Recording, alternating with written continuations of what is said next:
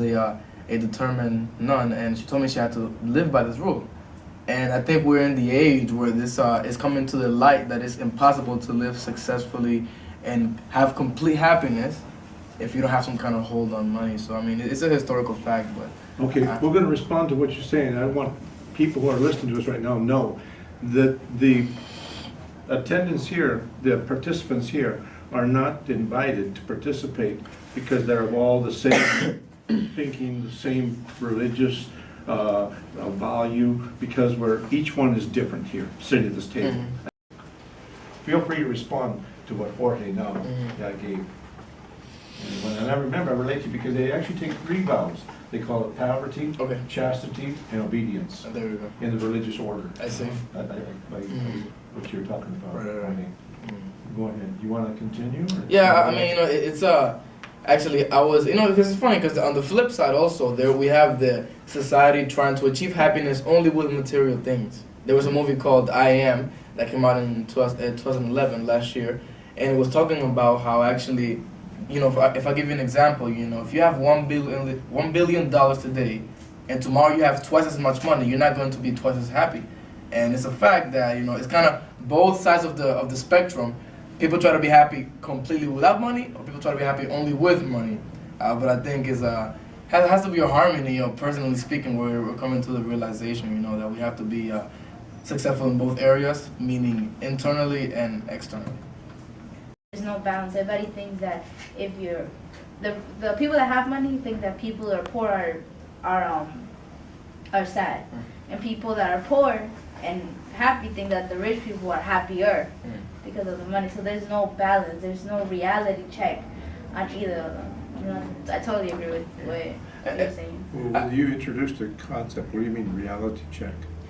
Because in some cases the poor people, that's economical, never had the chance to be in the upper class. So they think that an iPod, a computer, the latest thing is making them happier. Rich, on the same topic about rich people being not happy and poor people thinking they'll be happier if they had their position, I think that's true in most cases. It's funny. I just like to share something real quick. I used to street fundraise, and then I found out that the people who had less income, who were mainly poor, gave more artistically, willingly, and then people that were more high class, more business suit, ties, tuxedo, were very negative and never gave anything. We were. I mean, I absolutely agree that we're in the middle of Manhattan. That's right. Absolutely, I absolutely believe that we're all designed to be wealthy. But Excuse me. What do you mean by that?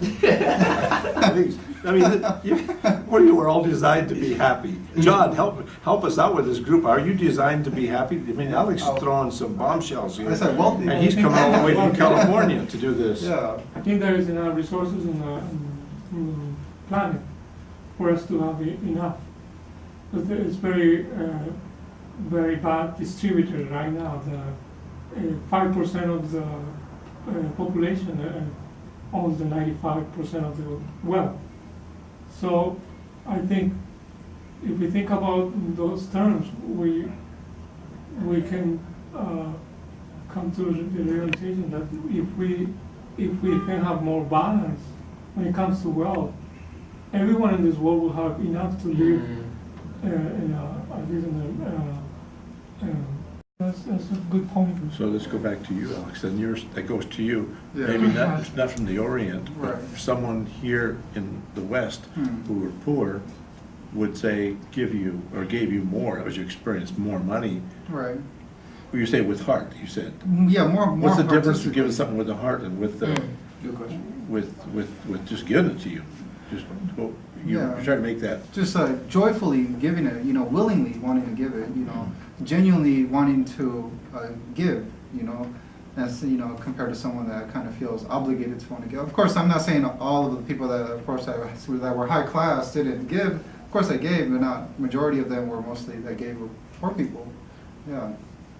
Even one experience that I had, I walked into a pizza shop, and I asked this guy if he would give a donation, for this organization that I was fundraising for, and he said, "Oh yeah, absolutely, yeah." And he got up and he walked outside and he went into a shopping cart. His shopping cart was parked outside of the store, and he got $1 out and he gave me $1. Obviously he was homeless.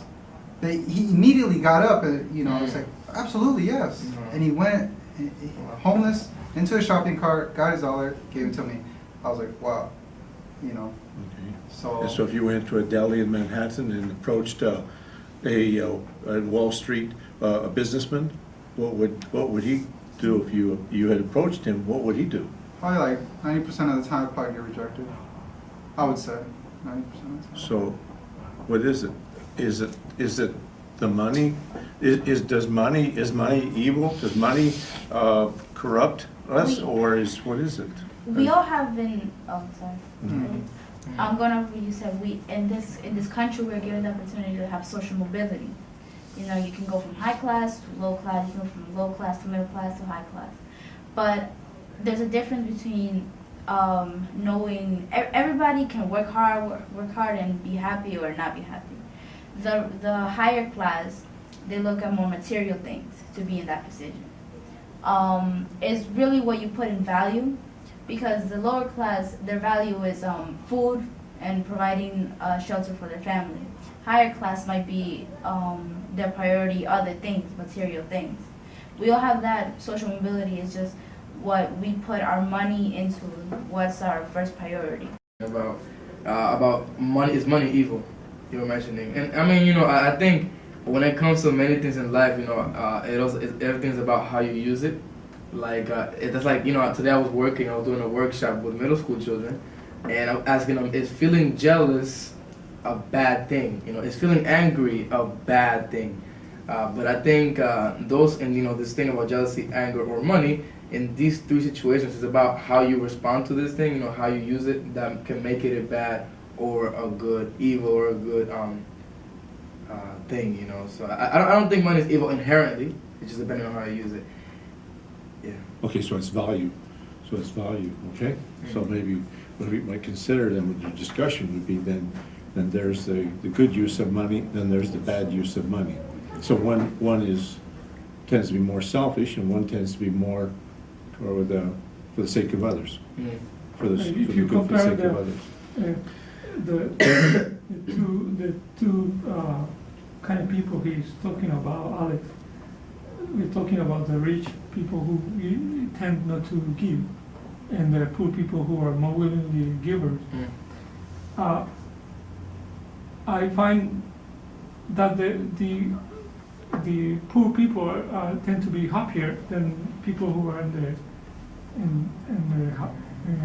higher levels of society. South America, Africa, Asia, country, happy, and then they're going to look at me. They're going to you owe to me now. You see, there's this kind of flip side to it, where people feel that power now is in my hands. I own you. Right. I don't think that's what John's trying to say. The way I felt John speaking just now, he said, I feel very happy when I give to someone. So from the perspective of how he was saying it, and personally, I think simply we should not feel, I shouldn't feel like someone owes me something, like I shouldn't give just to have something returned to me, I should freely give without worrying whether or not they give back to me, and that makes it more genuine, more authentic and true.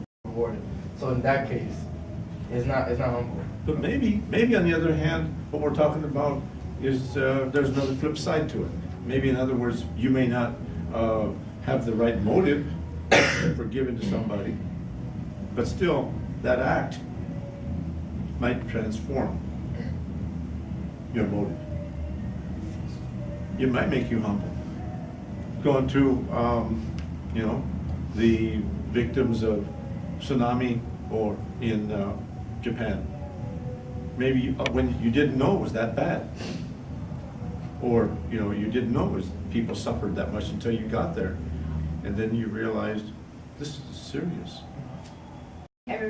Everybody, whoever gives or doesn't give, has that concept of karma. you know, everybody has that concept. Even if you do it for good reasons or for bad reasons.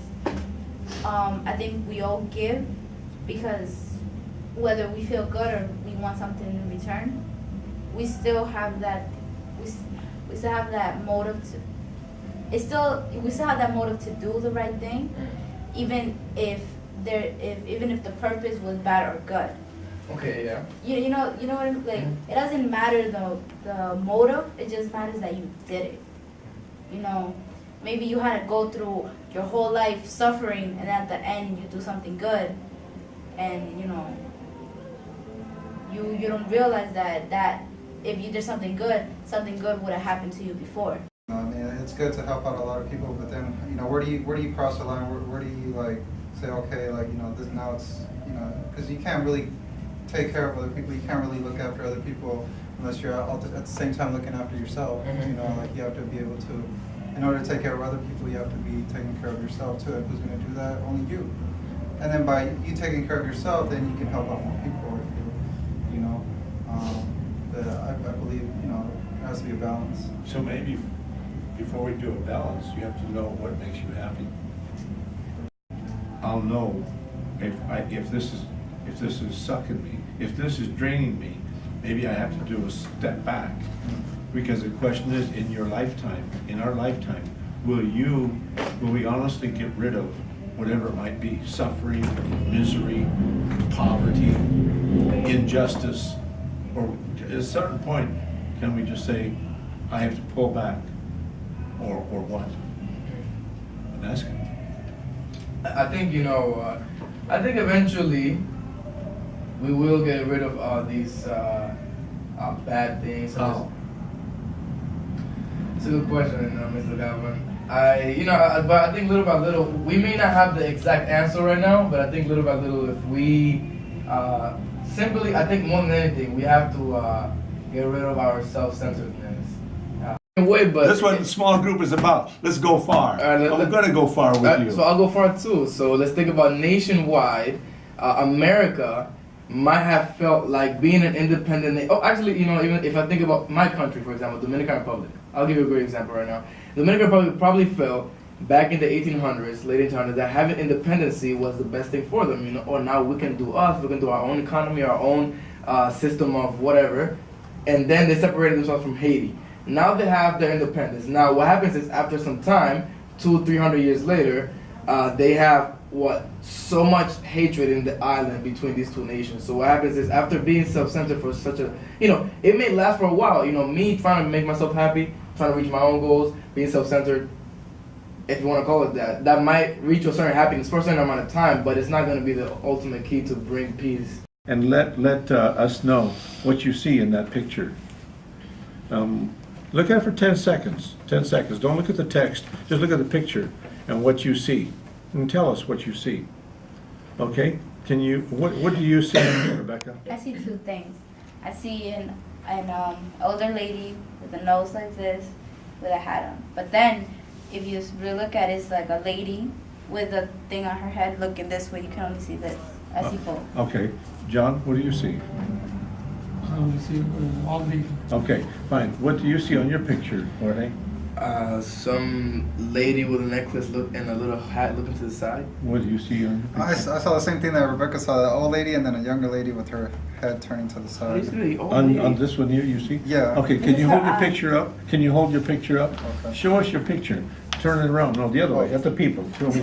Okay, now, so you're saying you saw an old lady and a young lady. You saw a young lady. You saw a young lady. You saw an old lady and a young lady. We look at things from our own perspective. It took you 10 seconds, and sometimes it's a lifetime, based on your conditioning, based on your upbringing, based on your education, based on your experience. We build our own maps of life. We call them paradigms. And I want you to share, this is very important, because how you looked at it, had you seen this picture before? No. Yeah. You've seen the picture before, did. so you knew what you were doing. Mm-hmm. All right, so John, you've never seen the picture before. Maybe I saw. Okay, but that's okay. But today you saw a young person. Do you see older lady in the picture now? No, that's what I saw. You saw the old lady. Right. Yeah. Okay, but you don't see the young lady. No. You don't see him in this You don't right? see the way of seeing things. we can see someone Wow. who's poor, and they may not be poor. Hello? Yes, They sir. we have someone who may look poor, but and homeless, but they're not poor and homeless. Right. We have someone and then who is very much rich, and they may not be rich. And we have someone who's black, and they may be a beautiful person. And we may see them as being suspicious, maybe a drug dealer. We see someone who's Spanish, and we may see them as being, Illegal. illegal. Like, And maybe we think of them as a farm worker, and et cetera. So this is why it's important for us in building our own paradigms. We have to sometimes think of a paradigm shift.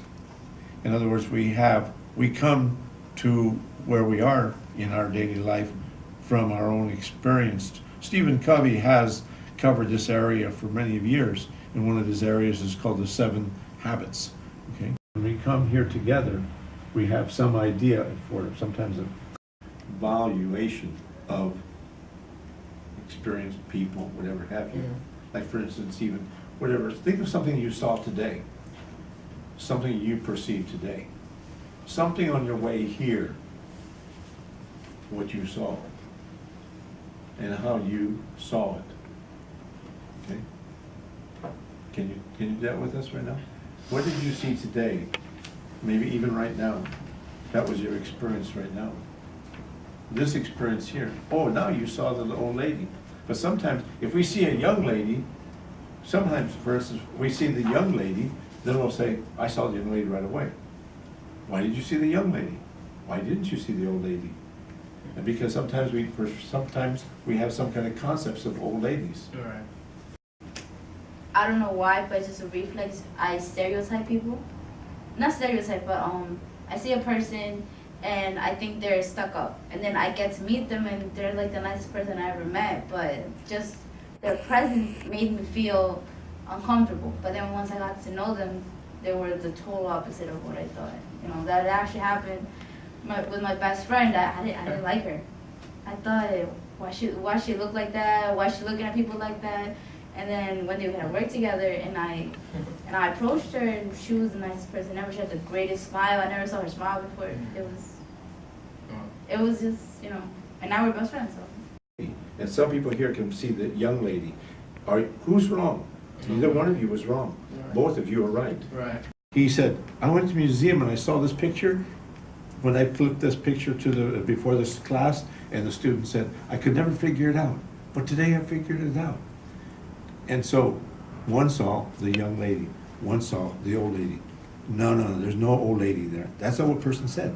No, there's a young lady there. And so they argued, even got it emotional. Mhm. So in other words, we're learning here is the same thing. There's 2 points of view. Both are right. Right, so many times conflicts begin that way because two people, two groups, they see things in a different way. They both think they are right. So sometimes it takes a third person to let them see that they're both right. In our billboard, we said in our posters that there's emotional energy that goes with our sharing. I'd like that we go around the table right now because we've gone now through 5 weeks. I'd like that you could say, this is all related to what our paradigm is and a paradigm shift. How in life we see others. John, I always had this reflective view of higher authority for me because I'm young.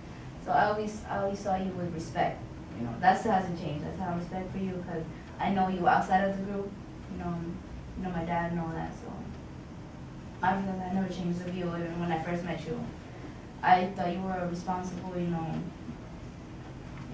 good man. So now in the group, what's happened? Now, I still see that. Nothing has changed. Nothing's changed. No. So the group, that your involvement with John here in the small group is sort of reinforced that. Mm-hmm. Okay. Because I see his point of view. You, go ahead. He's here right here, so you can say you. I met you here. Nice guy, I thought you at the beginning I thought you were shy, but then I noticed you weren't. So, Okay, so then go back to John. What does John bring to our group here? Okay, let me try to say this. We're not gonna, this is not a personality hype. We're not trying to do, flashcards and say that John's not running for mayor, he's gonna run for, assemblyman. But instead, what does John bring, in your experience, to this group? You bring a lot of you've been through stuff, so you bring a lot of realistic points. I don't know, that to me they seem like more realistic because you give actual examples when you speak. So Very good. Right. Okay. Go back to where. Continue. I thought you were shy, and my first changed of you because you weren't afraid to say your points, to say whatever we're talking about. You would have to say something, but not in a bad way. You always have something to say to prove your point, and I respect that. I respect people that talk for what they feel. Can we try something with the group before we continue? Can we try a little smiling here in this group? I mean, I get this feeling like this is going to feel like this is not the Nuremberg trial here. I mean, very valid points that make what a lot of times we have gone back and forth, not in a bad way, but we have gone back and forth, and I like that because I like debating. I like to prove my point, but sometimes I don't remember when you changed what I was thinking. I was like, yeah, you're true. I thought that you were very, when I first saw you, I thought you were very serious, very serious. And I've noticed that you make jokes. You're a regular person. Thanks a lot, Alex. Okay. Knowing that you're a very honest but very nice person. I don't know, you're beyond nice. I don't know. I just feel like you're super nice. I don't know why. You just are. Okay. Later, toward the end of the group, you can give your evaluation of me. But now, John, continue with the group. Let's go ahead, John. I didn't know Jorge because so much. I Talk to Jorge. I didn't know you. didn't see you before this meeting, so I didn't know your personality. But I think you are very a person who would like to give an opinion.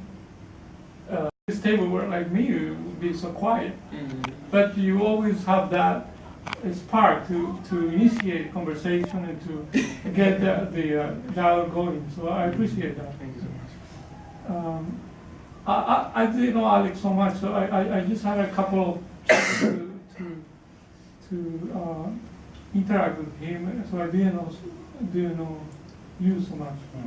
But I think it's very his you opinion is.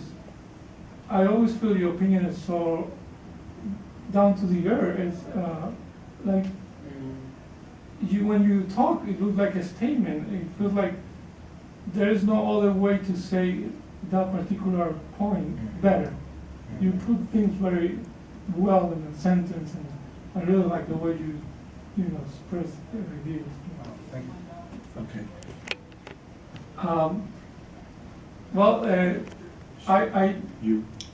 I didn't know you so well, but I know your family quite well, and I didn't hear your opinion about anything before.